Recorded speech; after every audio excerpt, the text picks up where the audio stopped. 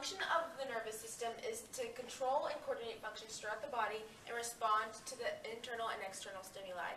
It does this by transmitting electrical impulses from neurons to the brain and spinal cord. Okay, neurons, like the one diagrammed here, carry impulses throughout the body.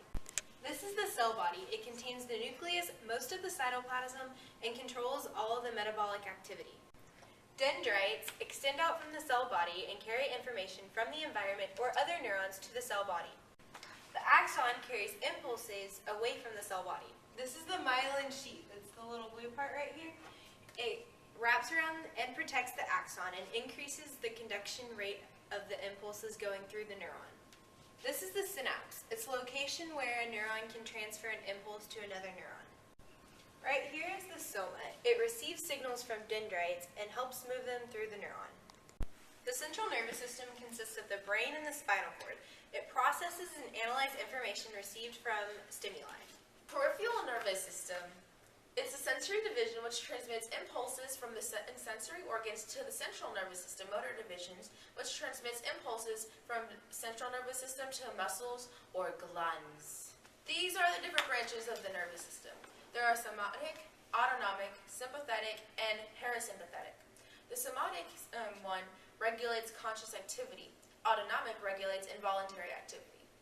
Sympathetic speeds up organ processes, and parasympathetic slows them down.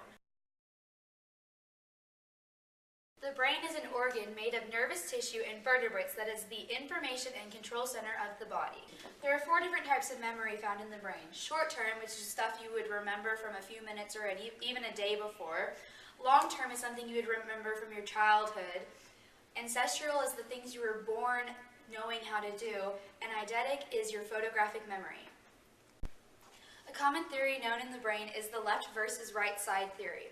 A person who is said to be left brain is logical, analytical, and objective, and more mathematic.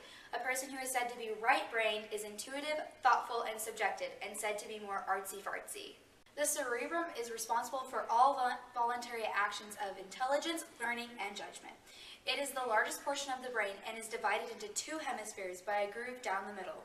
The cerebellum is at the back of the skull, and it coordinates and balances actions of the muscles. The brainstem is divided into 2 regions known as the pons and the medulla oblongata. This connects the brain and the spinal cord, and it regulates the flow of information in the body. The thalamus receives information from all the sensory receptors throughout the body and relays the information. The hypothalamus is the control center and analysis center for hunger and thirst, fatigue, anger, and body temperature. The frontal lobe is associated with reasoning, planning, speech, movement, emotions, and problem solving. The parietal lobe is associated with movement, orientation, recognition, and perception of stimuli. The temporal lobe is associated with perception and recognition of auditory stimuli, memory, and speech. The occipital lobe is associated with visual processing. The spinal cord connects the brain to the peripheral nervous system and is also protected by a vertebrae. It has 31 segments, 8 cervical, 12 thoracic, 5 lumbar, 5 sacral, and 1 coccygeal. And then there's a Snapple fact, 181. There are 45 centimeters in men and 43 centimeters in women of the spinal cord. The function of the spinal cord is to transmit neural signals between the brain and the rest of the body.